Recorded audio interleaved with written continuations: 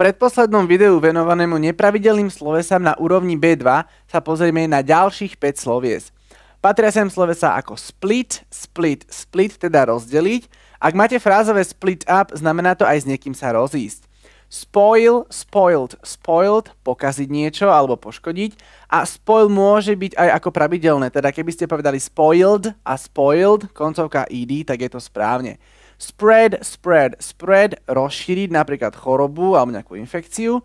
Spring, sprang, sprang, vyskočiť alebo vyštartovať. A pozor na výslovnosť. Spring, žiadne G nehovorím. Sprang, široké E.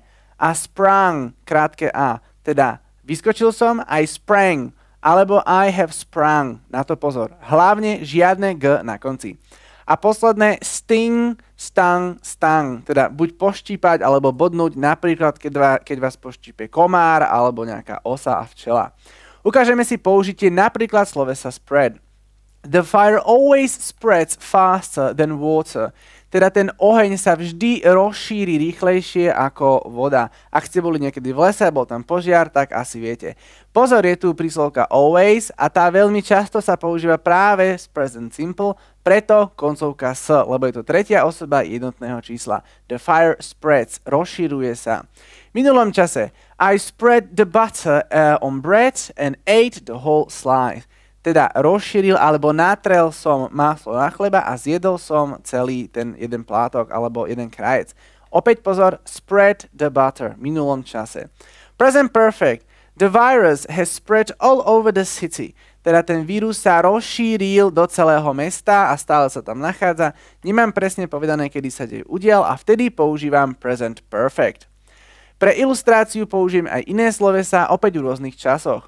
I always spring out of bed to start my day with exercise. Teda každé ráno vždycky vyskočím z postele, aby som začal môj deň s nejakými cvičeniami. Je tu always, preto prítomný čas a teda spring out of bed. Bez koncovky, lebo je to I. V minulom čase I got stung by a wasp yesterday. Teda poštípala ma včera osa. I got stung. Pozor, tretí tvar, lebo za get dávame tretí tvar. Je to v podstate akože stavové, že bol som poštípaný. Ďalší príklad. He is sad because he has just split up with his girlfriend. Teda on je smutný práve teraz. A prečo? Because he has just split up with the girlfriend. Lebo práve sa s ňou rozišiel. Máme tu just, veľmi často používané práve s present perfect. Tretí tvar od split, pamätáme si rovnaké, teda he has split up with her. Úloha pre vás. Opäť treba doplniť správnu formu slovesa a pozor na to, aký čas použijete. The bad news has spoiled my whole weekend. Teda tá zlá novinka, hej, tá zlá správa pokazila celý môj víkend.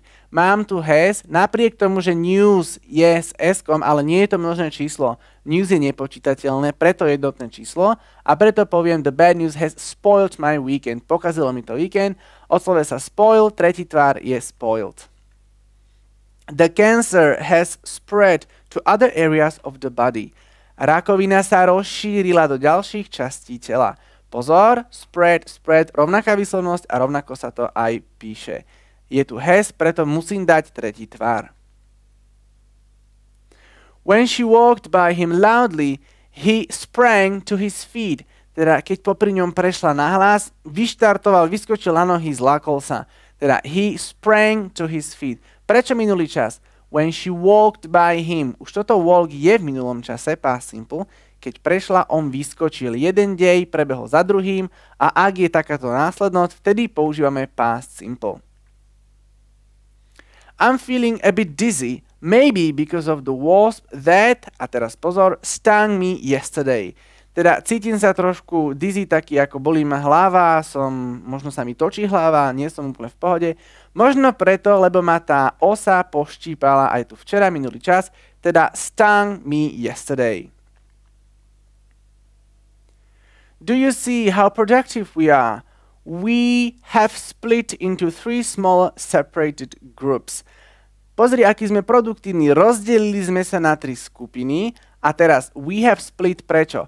Lebo sme produktívni práve teraz, teda stále to trvá a ten dôvod sa musel udiať nedávno. Teda we have split into 3 smaller groups, Preto som tam použil present perfect, lebo sme stále teraz produktívni a je to následok nejakého deju alebo činnosti, ktorá prebehla. Samozrejme pozor, split, tvar sa nemení a preto tam používam rovnakú formu.